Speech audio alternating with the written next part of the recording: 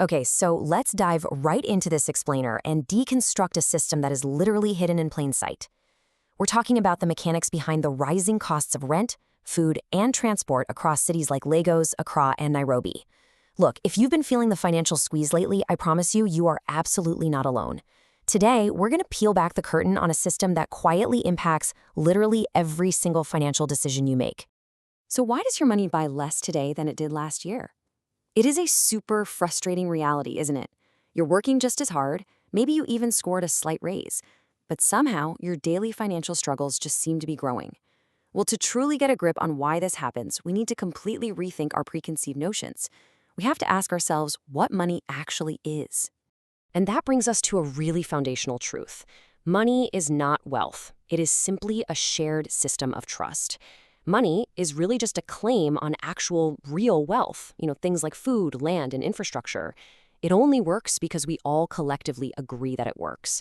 But if that public trust disappears, like we saw in those tragic hyperinflation scenarios in Zimbabwe, a 1,000 naira note, or honestly any currency, just becomes useless paper. When you think about it, money is basically just an evolving technology.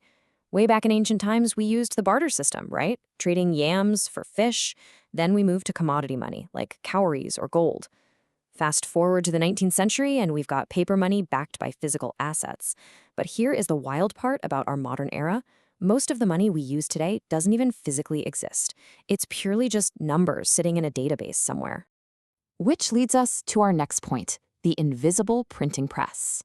Think about institutions like the Central Bank of Nigeria or the Bank of Ghana. They are kind of the ultimate authorities here. They hold what you can think of as the volume control knob for the entire economy. They don't just sit there printing physical paper. They have these massive superpowers. They control the money supply, they set interest rates, and they regulate commercial banks, all in this grand attempt to maintain economic stability. Now, I really want to slow down here for a second because this is a massive aha moment. Let's say you go and request a 1 million naira loan. The commercial bank does not walk down into a dusty vault and pull out existing cash to give you. No way. The very second that loan is approved, the bank simply types numbers into a computer and digitally credits your account. Bam! In that exact fraction of a second, brand new money is created and enters the economy. So, a crucial takeaway here is this. Money printing today is not about paper. It is all about the expansion of credit and liquidity. Now, don't get me wrong. This invisible credit creation is fantastic for fueling business growth and building infrastructure. But it carries a massive hidden danger. If this new money is floating around and it isn't matched by the actual production of real goods and services, well, we have a huge problem. And that brings us directly to the next phase, the birth of inflation. Picture a simple local village market. Let's say you have 10 baskets of tomatoes and exactly 10 buyers. The price settles really naturally at 1,000 naira a basket. But imagine that new credit money we just talked about suddenly enters the system. Now, boom, there are 20 buyers with cash in their pockets, but still only 10 baskets of tomatoes.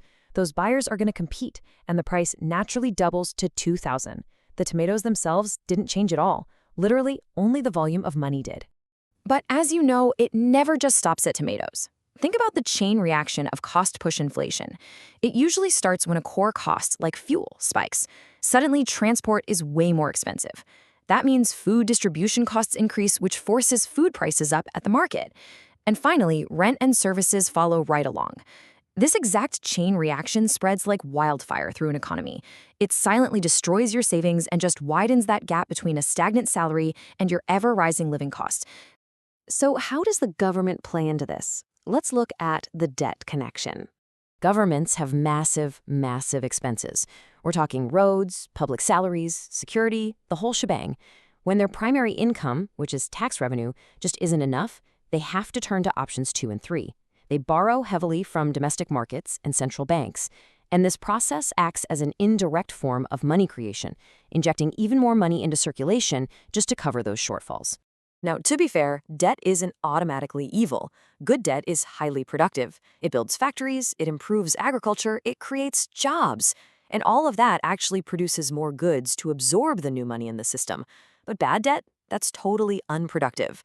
When a government borrows money just to pay everyday salaries or to fund import-heavy consumption, it is simply pumping up the money supply way faster than those factories can produce goods. And that right there, that is a guaranteed recipe for inflation. Let's bring this home for a minute and focus on the African context. Consider a hypothetical shift in the exchange rate.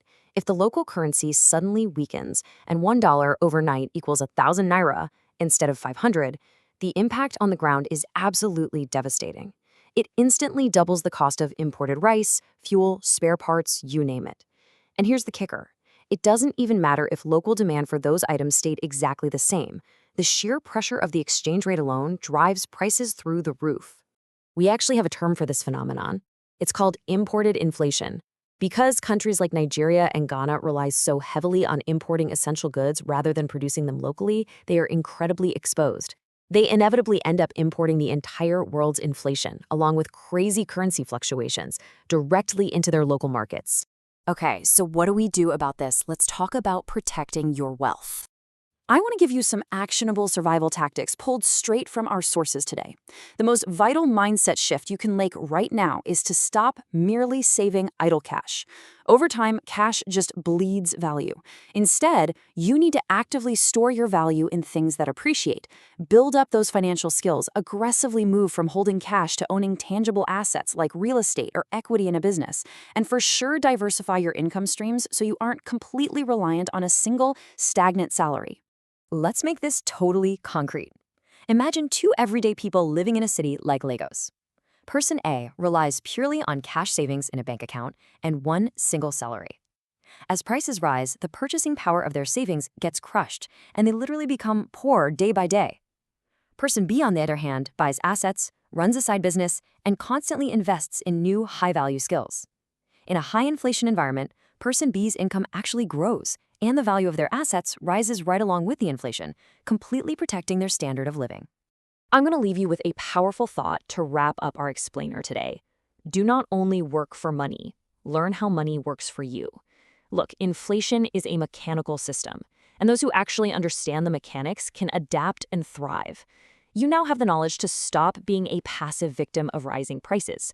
So the real question is, are you going to let the invisible printing press quietly drain your savings, or are you going to use this new knowledge to make the system work for you?